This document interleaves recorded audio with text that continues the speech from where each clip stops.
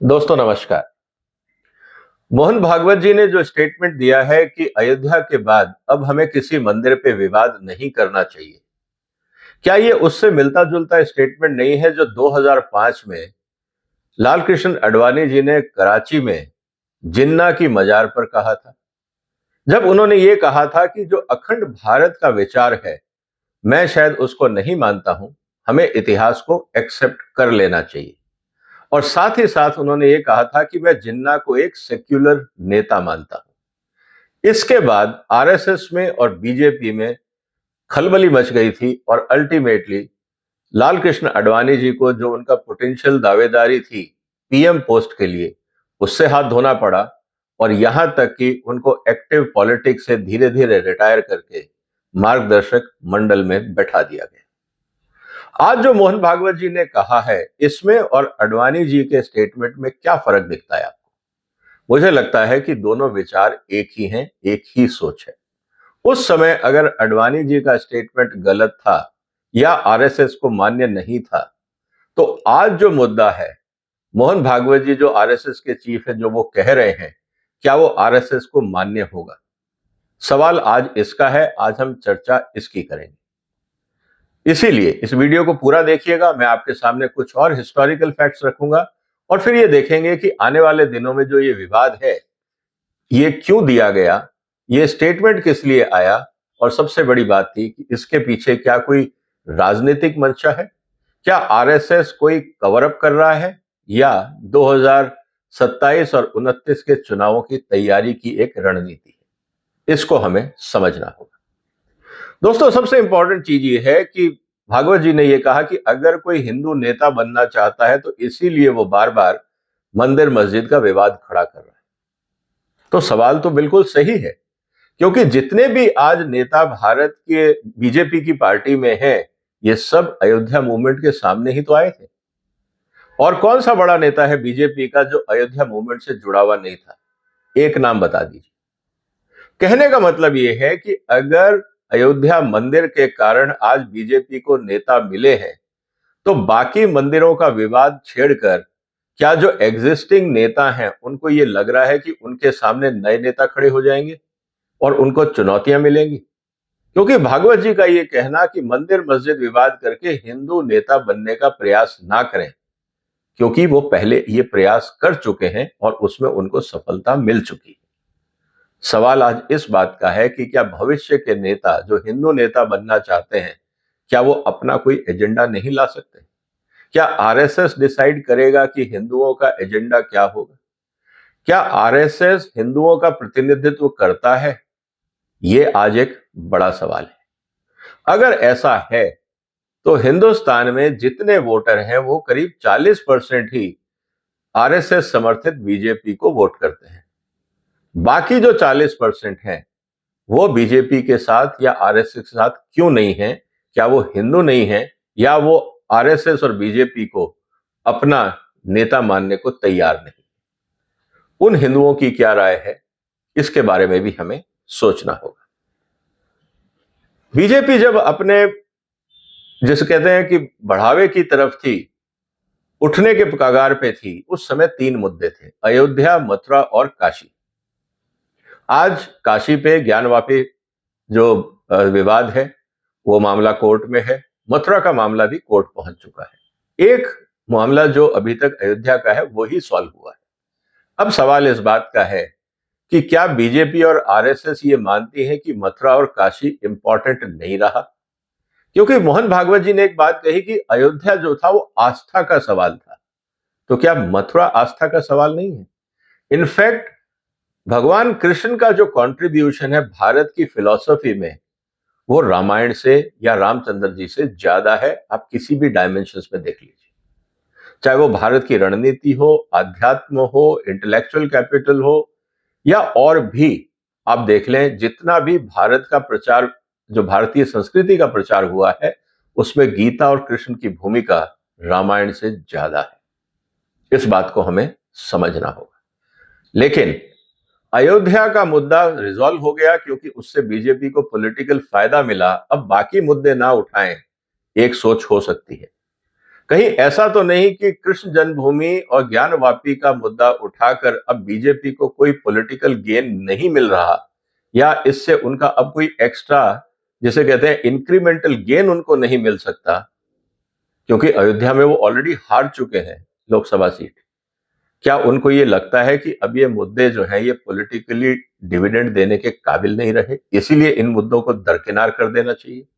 अगर ऐसा होता है तो जो संत समाज है उनका ये कहना कि हां, अगर कोई हिंदुओं का नेता बनना चाहता है तो वो इस तरह के विवाद ना उठाए, लेकिन अगर उसको हिंदुओं की आस्था में विश्वास है तो ये मुद्दे महत्वपूर्ण हैं। तो क्या भागवत जी, आरएसएस और बीजेपी की लीडरशिप इस बात को क्लियर करेगी कि क्या आरएसएस और बीजेपी ने मथुरा और काशी के मुद्दों को तिलांजलि दे दी है? अब ये मुद्दे भारतीय संस्कृति के लिए और भारत की आस्था के लिए इंपॉर्टेंट नहीं रहे हैं। सिर्फ अयोध्या ही इंपॉर्टेंट था, क्योंकि उसके बाद बीजेपी का उदय हुआ, बहुत बड़ी पार्टी बनी, और आज पॉलिटिकल डिविडेंड ये है कि ऑलमोस्ट 11 साल से भारत की सत्ता पे। सवाल आज इस बात का है कि ये अचानक हृदय परिवर्तन का कारण क्या है? इसके अलावा जो सबसे इंपॉर्टेंट बात यह है कि हम मानते हैं इस बात को कि मंदिर मस्जिद का विवाद पॉलिटिकल नहीं होना चाहिए। तो जब ये विवाद पॉलिटिकल नहीं होना चाहिए तो आरएसएस और बीजेपी के पॉलिटिकल नेता इन मुद्दों पे हमेशा बयान देते हैं, यह संत समाज पे छोड़ देना चाहिए। संत समाज बाकी धर्मगुरुओं से मिलकर अगर कोई बीच का रास्ता निकाल लेते हैं तो इसमें बीजेपी और आरएसएस को क्या कोई ऐतराज होगा? अगर मान लीजिए आज मथुरा की हम बात करते हैं, हम ये मानते हैं कि वहां कृष्ण जन्मभूमि थी और है, कोई ऐतराज किसी को नहीं है, मुस्लिम समाज भी इस बात को मना नहीं करेगा। अब सवाल इस बात का है कि मेरे जो आराध्य हैं उनकी जो जन्मस्थली है, वहां पे एक आक्रांता राजा ने उसको तोड़कर वहां मस्जिद बनाई। किसी मुस्लिम ने नहीं कहा था कि आप करो, वो उस आतंकी मानसिकता के किसी शहंशाह ने ऐसा कदम उठाया, और वो पिछले 3-400 साल से वो ट्रेंड चलता रहा हिंदुस्तान में कि हिंदुओं के मंदिर तोड़ो। उसका सबसे बड़ा कारण था क्योंकि वहां बहुत पूंजी हुआ करती, उनको आस्था से ज्यादा पूंजी का लालच था। जब ऐसा हुआ तो आज अगर हिंदू अपनी विरासत को वापस सजाना चाहता है, बढ़ाना चाहता है, उनको वापस गरिमापूर्ण स्थान पे देना चाहता है, तो क्या मुस्लिम समाज को ऐतराज होगा? अगर कोई भी लॉजिकल इंसान होगा तो वो कहेगा बिल्कुल, आपके अगर आराध्य थे तो आप उस एरिया को डेवलप करिए और बढ़ाइए। और जहां तक बात है मस्जिद की, मस्जिद वहां से थोड़ी दूरी पे दोबारा बनाई जा सकती है, क्योंकि मस्जिद का वहां से कोई हिस्टोरिकल सिग्निफिकेंस नहीं है, एक्सेप्ट किसी आक्रांता ने उसको तोड़ा था।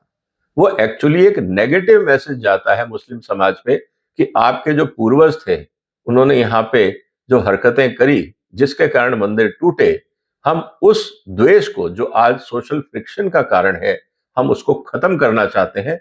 आप अपना मंदिर बनाइए, हम बाजू में अपनी मस्जिद बनाते हैं, और दोनों आलीशान बने, जो दोनों टूरिस्ट अट्रैक्ट हो और एक सद्भावना हो। क्या ये फॉर्मूला नहीं निकल सकता? क्या संत समाज और बाकी धर्मगुरु आपस में बैठ के रास्ता नहीं निकाल सकते? प्रॉब्लम तो ये होती है कि जब राजनीति के नेता जो अपने आप को बोलते हैं, आज जो वो कह रहे हैं कि साहब नेतागिरी के लिए आप मंदिर मस्जिद का मुद्दा ना उठाएं, एक्चुअली सबसे ज्यादा फायदा उन्हीं को होता है इस झगड़े से। आज वो पलट के कुछ और बात कर रहे हैं, क्योंकि उनको लगता है कि अब उन पे या तो जनता का भरोसा उठ रहा है, जनता अब उनका साथ नहीं दे रही, या इसका पॉलिटिकल डिविडेंड अब उनको मिलने वाला नहीं है। तो स्थिति ये है दोस्तों कि जो बात आज भागवत जी ने कही है वो निश्चित रूप से एक विवाद को जन्म देगी, लेकिन ये कहना कि मंदिर मस्जिद का मुद्दा नेतागिरी के लिए है, ये तो शुरू से था। अयोध्या के बाद कितने नेता बने, आप खुद देख लीजिए। आज जो लोग कह रहे हैं हो सकता है उसमें नेतागिरी हो, लेकिन ये कहना कि अयोध्या का मुद्दा आस्था से जुड़ा था इसलिए आरएसएस ने साथ दिया, तो क्या जो कृष्ण जन्मभूमि है और जो ज्ञानवापी है वो आस्था के सवाल नहीं है? अगर वो आस्था के सवाल नहीं है तो आरएसएस इस बात को डिक्लेयर कर दे कि हम इस मूवमेंट में साथ नहीं देंगे, और वो अपने आप को साइडलाइन करें, बीजेपी को साइडलाइन करें, और संत समाज को बोले कि जो आपको सही लगता है आप करें, आपस में मिल बैठ के एक बीच का रास्ता निकालें जो सब जो अनुयायी हैं, सब धर्मों के लोग हैं, सबको मान्य हो। क्या भागवत जी ऐसा कर पाएंगे? और अगर ऐसा नहीं कर पाते तो क्या वो अपने विचार हिंदू समाज पे थोप के क्या अपने आप को नेता बनाने का प्रयास नहीं कर रहे हैं? ये बड़ा मुद्दा है। मैं आरोप नहीं लगा रहा, मैं ये कह रहा हूं कि हर व्यक्ति 20 साल पहले अडवाणी जी ने जो कहा था, आज 20 साल बाद भागवत जी भी वही कह रहे हैं। दोनों में फर्क क्या है? फर्क यह है कि अडवाणी साहब ने जब कहा था उस समय बीजेपी सत्ता में नहीं थी, उस समय वो ऑपोजिशन में थे, उनको पॉलिटिकल डिविडेंड चाहिए था, उनको पार्टी बढ़ानी थी। इसलिए उन्होंने अडवाणी जी को साइड में करके लोगों की भावनाओं को साथ में लेकर अयोध्या का मुद्दा बढ़ाया और पॉलिटिकल डिविडेंड पाया। आज मथुरा और ज्ञानवापी से शायद पॉलिटिकल डिविडेंड नहीं मिल सकता। यही कारण है कि अब आरएसएस या बीजेपी की इनमें रुचि कम है। आपका क्या विचार है दोस्तों? आपको क्या लगता है? क्या बीच का रास्ता नहीं निकल सकता? क्या दोनों तीनों जितने भी समुदाय इन्वॉल्व हैं, धर्मगुरु इन्वॉल्व हो सकते हैं, उनको बिठा के क्या बीच का रास्ता नहीं निकाल सकते? क्या हम ये मान के चलें कि दोनों तरफ के लोग एडामेंट रहेंगे और एक दूसरे की भावनाओं को नहीं समझेंगे? मुझे लगता है कि वास्तव में अगर ये पॉलिटिकल नेता इस पूरे झगड़े में ना बोलें और बाहर हो जाएं, तो यह झगड़ा बहुत आसानी से सुलझ जाएगा। जो हम हिंदू और मुस्लिम की बात की कन्फ्लिक्ट की बात करते हैं, ये काफी हद तक कम हो जाए। लेकिन क्या भागवत साहब और बीजेपी इस मुद्दे से दूर रह पाएंगे? सवाल ये है। आपको क्या लगता है दोस्तों? जो भी आपके विचार हो कमेंट बॉक्स में लिखिए।